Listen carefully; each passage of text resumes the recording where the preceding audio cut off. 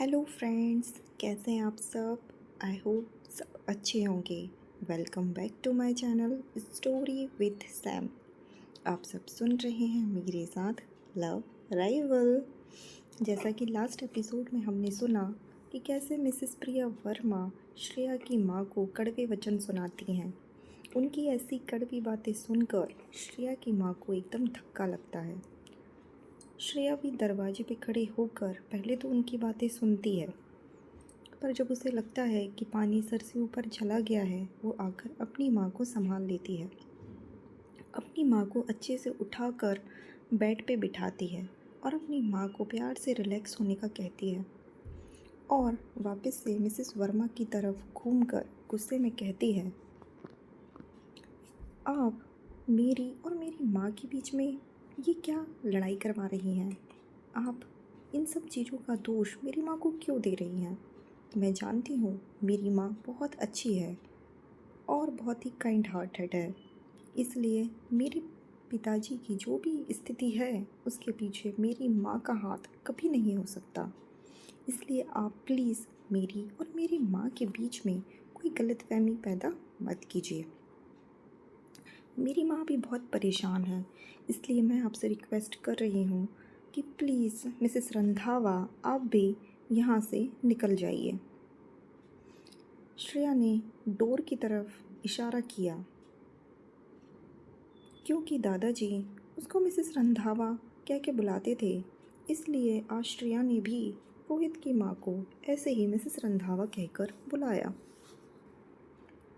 वो जानती थी कि मिसेस प्रिया वर्मा और उसकी माँ एक दूसरे को पहले से जानते हैं और उनके बीच के रिलेशन्स अच्छे नहीं हैं, और इसी कारण जब पहली बार उन्होंने मुझे रंधावा मेंशन में देखा था तो मेरे साथ अच्छा व्यवहार नहीं किया क्योंकि उनकी मेरी माँ से दुश्मनी थी। बट कोई भी राइट हो या रॉन्ग हो, बट कोई भी मेरी माँ को हार्म करे मैं बर्दाश्त नहीं कर सकती हूँ। बट श्रेया की इस टाइप की बातें सुनकर मिसेस वर्मा ने बहुत ही आश्चर्य के साथ श्रेया की तरफ देखा और बहुत एरोगेंटली बोला, श्रेया शर्मा, तुम क्या बोल रही हो, तुम्हें पता भी है? तुम्हें क्या अधिकार है मुझे यहाँ से बाहर निकालने का? तुम जानती हो कि तुम कहाँ खड़ी हो? या फिर मैं तुम्हें याद दिलाऊं, ये आर के हॉस्पिटल है, ये रंधावास को बिलोंग करता है और मुझे यहाँ से कोई नहीं निकाल सकता। और हाँ, यहाँ से जो जाएगा वो मैं नहीं, वो तुम हो। इतना कहते हुए मिसेस वर्मा के चेहरे पर एक अलग ही विक्ट्री की स्माइल थी। उन्होंने श्रेया को हाथ दिखाते हुए दरवाजे की तरफ इशारा किया। श्रेया ने भी देखा कि एटमॉस्फेयर बहुत ही ज़्यादा बेकार हो चुका है। उसे याद था कि उसकी और रोहित की जो मैरिज है वो एक दिखावे की मैरिज है, इसलिए उसे अपनी सास के प्रति कोई भी अच्छाई या रिस्पेक्ट दिखाने की कोई ज़रूरत नहीं है। और यदि ये मैरिज रियल भी होती तो भी इस टाइप की चालबाज सास को वो कभी भी रिस्पेक्ट नहीं देती। श्रेया ने देखा कि उसकी माँ कुछ इशारे कर रही है। उसकी माँ इशारे से कह रही है कि चलो हम यहाँ से चलते हैं, मैं खुद भी यहाँ रहना नहीं चाहती। श्रेया ने जब अपनी माँ की आंखों में ये सब देखा तो उसका दिल दुख गया और उसने अपनी माँ के पीठ के ऊपर हाथ फेरा और उनको थोड़ा कंफर्ट फील कराया और वापस से मिसेस वर्मा की तरफ देखकर बोली, ठीक है, हम लोग डिस्चार्ज अभी तुरंत ले लेते हैं, अब तो आप सेटिस्फाइड हैं ना? मिसेस वर्मा अंदर से बहुत सेटिस्फाइड हो गई। ऐसा लगा कि उन्होंने अपना कोई गोल अचीव कर लिया हो, और उन्होंने एक कोल्ड नज़रों से श्रेया और उसकी माँ को देखा और बहुत ही एक रहस्यमय मुस्कान के साथ वार्ड से निकल गई। जैसे ही मिसेस वर्मा वार्ड से निकली तभी शांतनु, जो कि डोर के पीछे छुपा हुआ था, जल्दी से बाहर आया और वार्ड की तरफ चला गया। उसने देखा कि उसकी दीदी और उसकी माँ एक दूसरे से बातें कर रही हैं। उसने भी श्रेया से कहा, दीदी, जो लेडी अभी अभी गई, ये बहुत ही मुझे डरावनी लगी। इवन चाइल्ड ने भी मिसेस वर्मा का बिहेवियर देख के बता दिया था कि वो किस टाइप की लेडी हैं। श्रेया ने अपने भाई को अपनी बाहों में लिया और प्यार से उसके पीठ पर हाथ फेरते हुए कंफर्ट करते हुए कहा, प्लीज़ डोंट बी अफ्रेड। दीदी ने उस बुरी आंटी को भगा दिया है। चलो आओ, जल्दी आओ, हम सामान पैक करते हैं और मॉम को घर लेके चलते हैं। क्योंकि श्रेया की मॉम की जो डिसीज़ थी वो क्रॉनिक डिसीज़ थी और ये 2-4 दिन और हॉस्पिटल में रहने से क्योर नहीं हो सकती थी। इसलिए श्रेया ने भी केयरफुली इस बात पर विचार किया और ये सोचा कि यहाँ पर उसकी माँ डिस्टर्ब भी होंगी। यदि बार बार मिसेस वर्मा यहाँ पे आकर हॉस्पिटल में उसकी माँ को परेशान करती रहीं तो उसकी माँ वैसे ही मेंटली डिस्टर्ब हो जाएगी। उससे बेहतर है कि उसकी माँ घर पर जाकर रेस्ट करे। वो अपनी माँ का बहुत अच्छे से घर पर ध्यान रख पाएगी। इसलिए उसने तुरंत ही डिस्चार्ज ले लिया और डॉक्टर से रिक्वेस्ट किया कि प्रॉपर अस्थमा की मेडिसिन प्रिस्क्राइब कर दें जो घर पर जाकर वो अपनी माँ को दे पाए। जब अगले दिन सुबह रोहित हॉस्पिटल में आया तो उसने जैसे ही वो श्रेया की मॉम की रूम की तरफ आया, उसने जल्दी से रूम का दरवाज़ा खोला और देखा कि जो केयर टेकर है वो बेडशीट्स जमा रही है और पिलोज़ में कवर लगा रही है। उसने सोचा कि श्रेया की माँ कहाँ है। उसने जल्दी से किक मारकर और डोर ओपन किया और नर्स से पूछा। नर्स एकदम शॉक हो गई, बट रोहित ने इन सब की परवाह नहीं की और फिर से गुस्से में बोला कि पेशेंट कहाँ है, इस वार्ड का पेशेंट कहाँ है। बट वो नर्स एकदम से उसको सुनाना चाहती थी कि उसने इतनी ज़ोर से दरवाज़ा क्यों पुश किया, पर उसका हैंडसम फेस देखकर नर्स के शब्द अपने मुंह में ही रह गए। उसने बहुत पोलाइटली बोला कि पेशेंट ने डिस्चार्ज ले लिया है। इस पर रोहित ने एकदम हैरानी से पूछा, डिस्चार्ज? रोहित को ये बिल्कुल नहीं पता था कि श्रेया एकदम से डिस्चार्ज ले लेगी। अभी उसकी माँ की कंडीशन इतनी भी अच्छी नहीं थी कि उसको डिस्चार्ज मिले। एटलीस्ट 2 दिन तो उन्हें यहाँ पे रुकना ही चाहिए था। बट उसने फ़ोन पर एक बार कंफर्म करना बेटर समझा और उसने हॉस्पिटल में कॉल करके रिसेप्शनिस्ट से पूछा, क्या इस वार्ड का पेशेंट ने डिस्चार्ज ले लिया है। तब एक स्टाफ मेंबर ने बताया कि उन्होंने तो कल रात में ही डिस्चार्ज ले लिया था। इस पर रोहित बहुत ज़्यादा गुस्सा हो गया। उसने सोचा कि आखिर श्रेया और उसकी माँ क्या सोच रहे हैं और सडनली इतनी जल्दी हॉस्पिटल से डिस्चार्ज क्यों ले लिया। कल तो उसके श्रेया के बीच सब कुछ ठीक हो गया था। श्रेया के दिमाग में क्या चल रहा है, यही सब जानने के लिए उसने इमीडिएटली श्रेया को कॉल लगा दिया। बट अनफॉर्चुनेटली श्रेया ने वो कॉल पिक नहीं किया और इससे रोहित और भड़क गया। वो सोचने लगा कि श्रेया शर्मा आजकल बहुत ज़्यादा ही डेयरिंग होती जा रही है। बट श्रेया इस समय कुछ दूसरी प्लानिंग कर रही थी। अपनी माँ को रात में हॉस्पिटल से लाने के बाद उसने अच्छे से माँ का ध्यान रखा, उनको सूप दिया और प्यार से उनको कंफर्ट कराते हुए बोली कि प्लीज़ मॉम, आप टेंशन मत लीजिए, मैं हूँ ना, मैं अपनी जॉब कल से शुरू करने वाली हूँ, मैं वापस से अपने अच्छे दिन ले आऊँगी। मेरी और रोहित के बीच की जो इक्वेशन है, प्लीज़ आप उसका टेंशन कुछ भी मत लो। उसने शानू की तरफ देखते हुए बोला, शानू तुम भी रेस्ट करो, कल सुबह स्कूल जाना है ना। शानू ने भी हाँ में सिर हिलाया और अपनी रूम की तरफ चला गया।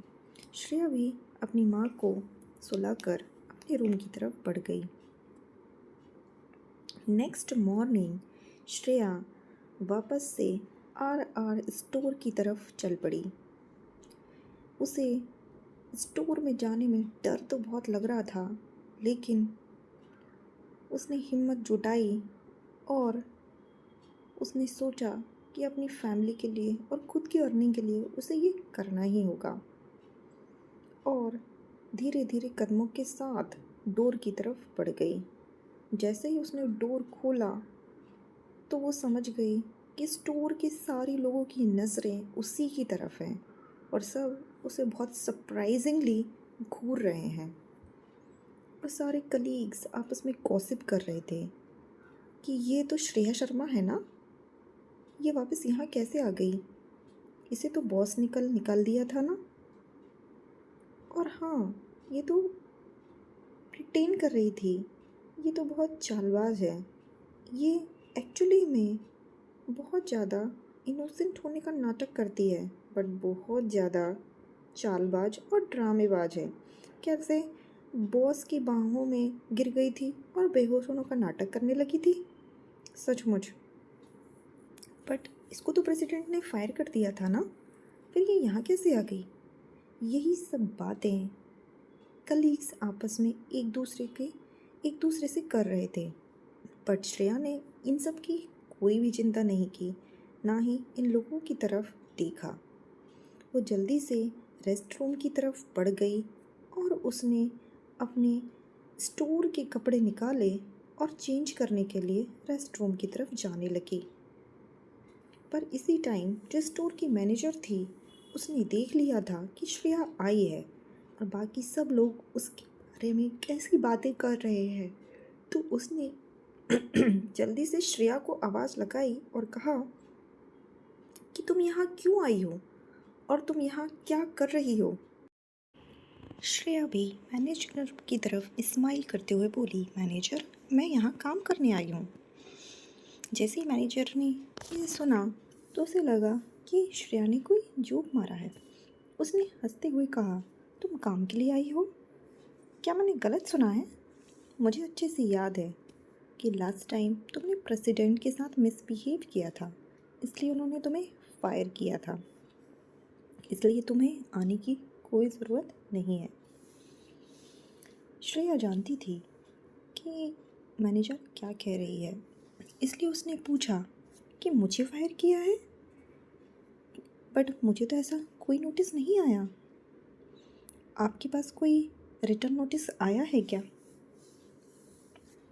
सभी लोग जानते थे कि रंधावा ग्रुप में यदि किसी को निकाला जाता है तो उसे कोई टर्मिनेशन लेटर तो ज़रूर दिया जाता है, इसलिए ऐसा कुछ है तो ही वो सस्पेंडेड है, अदरवाइज़ उसकी नौकरी को कुछ नहीं हुआ है। इवन जो फीमेल असिस्टेंट को लास्ट टाइम एनिवर्सरी के दिन रोहित ने स्टोर से निकाला था, उसको भी टर्मिनेशन लेटर दिया गया था।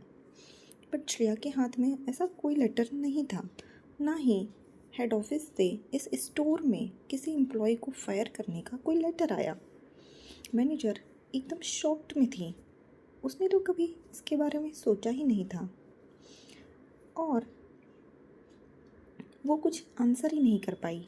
श्रेया ने देखा कि मैनेजर कुछ नहीं कह रही है, तो वो स्माइल करते हुए बोली, मैनेजर, आपको तो कंपनी के रूल्स मुझसे ज़्यादा पता है ना, सो यदि मेरे पास कोई लेटर नहीं है, इसका मतलब ये है कि मैं इस जॉब से अभी निकाली नहीं गई हूँ, राइट? मैनेजर एकदम स्पीचलेस हो गई और वो कुछ भी नहीं बोल पाई, क्योंकि लॉजिकली श्रेया सही कह रही थी। श्रेया एकदम बिल्कुल ही शेमलेसली आई और स्टोरेज से अपने कपड़े निकाले और मैनेजर की तरफ देखते हुए बोली, अब मैं अपने क्लोथ्स चेंज करने जा रही हूँ। मैनेजर ने भी सोचा कि स्टाफ की यहाँ पे बहुत कमी है, इसलिए उसने भी हाँ में इशारा किया।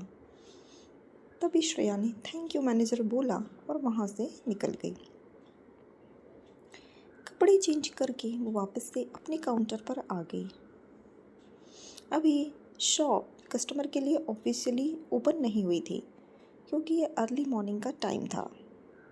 तो अभी ये शॉप थोड़ी फ्री थी। कुछ फीमेल एम्प्लॉयज़ आपस में बात कर रहे थे।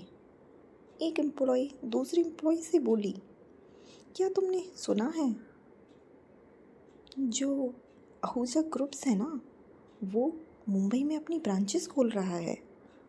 आहूजा ग्रुप्स भी अपनी स्टोर्स यहाँ पे ओपन करने वाले हैं। मैंने उनका देश में बहुत नाम सुना है, बट मुंबई में वो नहीं थे क्योंकि शायद रंधावा से वो कंपटीशन नहीं करना चाहते थे। पर हमारी आर ज्वेलरीज की कंपटीशन में उन्होंने ए ज्वेलरीज नाम से कई स्टोर्स ओपन करने की प्लानिंग की है और वो मुंबई में भी बहुत सारे स्टोर्स ओपन करने का ट्राई कर रहे हैं और वो कुछ दिन में जल्दी ओपन होने वाले हैं। उनके रिनोवेशन का काम बहुत तेज़ी से चल रहा है और ऐसा ही चलता रहा तो जल्द से जल्द उनके स्टोर्स ओपन हो जाएंगे और ऐसा लगता है कि उनके स्टोर भी हमारे स्टोर्स के जैसे बहुत बड़े होंगे और डेफिनेटली ये पब्लिक का ध्यान अपनी तरफ इंटरेक्ट ज़रूर करेंगे। बट यदि आहूजा ग्रुप्स की ए ज्वेलरी फेमस हो गई तो ज़रूर हमारे आर ज्वेलरी के बिज़नेस पे भी तो ज़रूर इफ़ेक्ट पड़ेगा ना। यस, ये भी तो सोचने वाली बात है। तभी कुछ एम्प्लॉयज़ आपस में यही सब खुसुर फुसुर कर रहे थे। श्रेया भी उनकी बातों को सुन रही थी। तभी एक एम्प्लॉय बोली कि मैंने सुना है कि जो आहूजा ग्रुप के प्रेसिडेंट हैं मिस्टर अहान आहूजा, वो बहुत ही हैंडसम है और बहुत ही यंग है। बहुत ही कम एज में उन्होंने इतना सब कुछ अचीव कर लिया है और आहूजा ग्रुप आज जिस पोजीशन पे है उसमें अहान आहूजा की बहुत ही महत्वपूर्ण भूमिका है। तभी दूसरी एम्प्लॉय बोली, क्या वो हमारे रोहित सर से भी ज़्यादा हैंडसम है? बट इसी पर दूसरी एम्प्लॉय बोली, no no no no no, हमारे रोहित सर जैसा कोई भी नहीं है। हमारे रोहित सर इस पूरे यूनिवर्स में सबसे ज़्यादा हैंडसम है।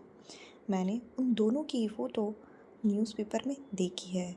दोनों का ही नेचर एकदम डिफरेंट है। रोहित सर एकदम एंग्री यंग मैन और अहान सर एकदम कूल है, but Rohit sir is more handsome. तभी दूसरी एम्प्लॉय बोली, आई एग्री। श्रेया अपनी कलीग्स की इन सब गॉसिप्स को सुन रही थी। उसे भी याद था कि कल न्यूज़ में उसने आहूजा ग्रुप का मुंबई सिटी में आने की न्यूज़ तो ज़रूर सुनी थी। उस टाइम उसने इस न्यूज़ पर ज़्यादा अटेंशन नहीं दिया था, बट उसे नहीं पता था कि ये ग्रुप इतना फास्ट निकलेगा और इतनी जल्दी अपनी स्टोर्स मुंबई में ओपन कर लेगा। बट चाहे कोई कितनी भी स्टोर खोले और ना खोले, इससे श्रेया को क्या ही फ़र्क पड़ता था। वो सोचती थी मुझे अपनी जॉब पे फोकस करना है।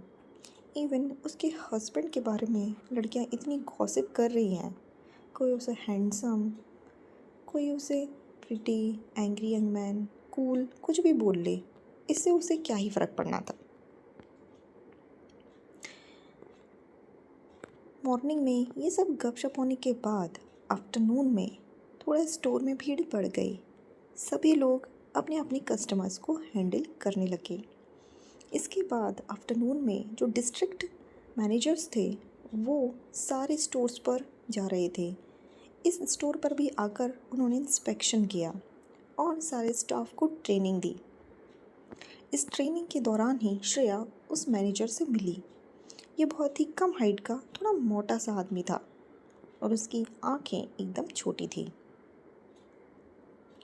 उसने सारे स्टाफ को कस्टमर्स को हैंडल करने के लिए सारी ट्रेनिंग्स दी और सबको बिज़नेस के स्किल्स के बारे में और बिज़नेस को कैसे बढ़ा सकते हैं ये सब बताया और सिखाया।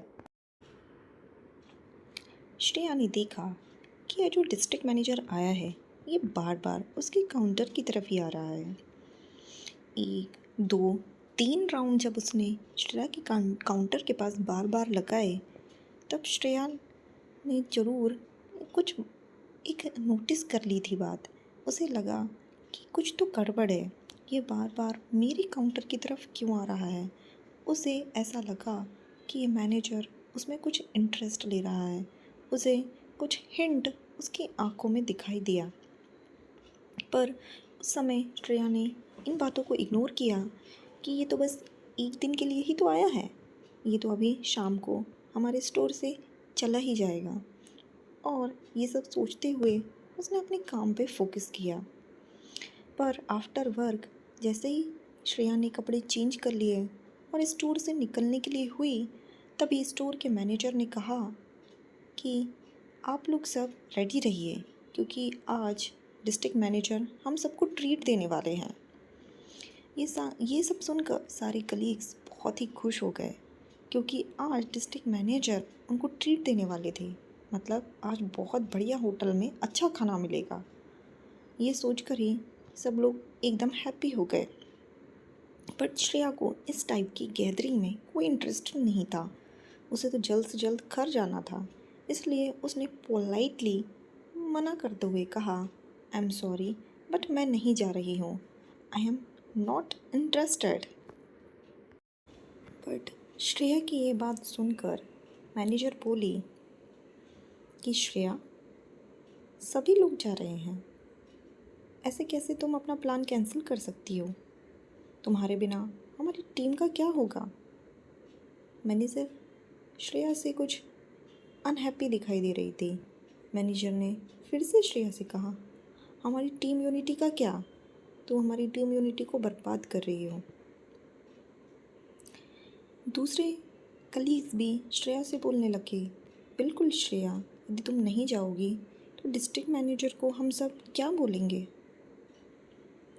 सभी लोग ने एक साथ श्रेया पे दबाव डालना शुरू कर दिया। वो लोग डिस्ट्रिक्ट मैनेजर हमारे बारे में ऐसा क्या ही सोच सकते हैं, श्रेया ने कहा। पर दूसरे भी एम्प्लॉय ने बोला कि उनको ऐसा लगेगा कि तुम उनके साथ खाना खाना नहीं चाहती हो। श्रेया इन सब पीपल को बहुत अच्छे से जानती थी। वो जानती थी कि इनमें से बहुत सारे लोग तो उसे पसंद भी नहीं करते, परंतु वो उसका रीज़न नहीं जानती थी। बट उसने इन सब बातों को कभी भी अपने दिमाग में हावी होने नहीं दिया। उसने सोचा कि कोई उसके बारे में क्या ही कहे, उससे क्या ही फ़र्क पड़ता है, उसे बस अपने काम पर फोकस करना है। बट इन सब लोगों की बातें श्रेया के थोड़े दिमाग में घर कर गई। कुछ देर थोड़ा सोचने के बाद उसने अपना डिसीजन बनाया और कहा, ठीक है मैनेजर, मैं आपके साथ चलती हूँ। इस पर मैनेजर खुश हो गई और बोली, ओके लेट्स गो। बट किसी ने भी मैनेजर की आंखों में वो स्कीम्स वाली खुशी नहीं देखी थी, और उसके चेहरे पर जो एक स्माइल थी वो कोई नोटिस नहीं कर पाया था। सभी लोग एक साथ होटल में आ गए। जैसे ही सब लोग कार से बाहर आए, वे सब होटल के अंदर जाने लगे। बट श्रेया के साथ किसी भी प्रकार की कंट्रोवर्सी में कोई नहीं फंसना चाहता था, इसलिए सब लोग श्रेया को अवॉइड करते हुए आगे निकल गए। यहाँ श्रेया अकेली रह गई, पर उसने वापस आगे बढ़कर अपने कलीग्स को ज्वाइन किया। वो उनके पीछे पीछे चल रही थी।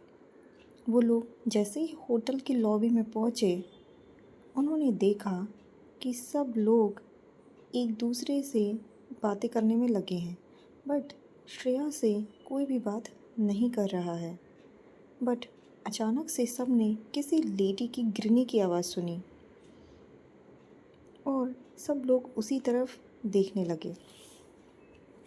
सो फ्रेंड्स, आपको आज का एपिसोड कैसा लगा? आपको एपिसोड पसंद आया है तो प्लीज़ इस स्टोरी को लाइक कीजिए, वीडियो को शेयर कीजिए, चैनल को सब्सक्राइब कीजिए और न्यू वीडियो की इन्फॉर्मेशन के लिए बेल आइकन दबाना मत भूलिए।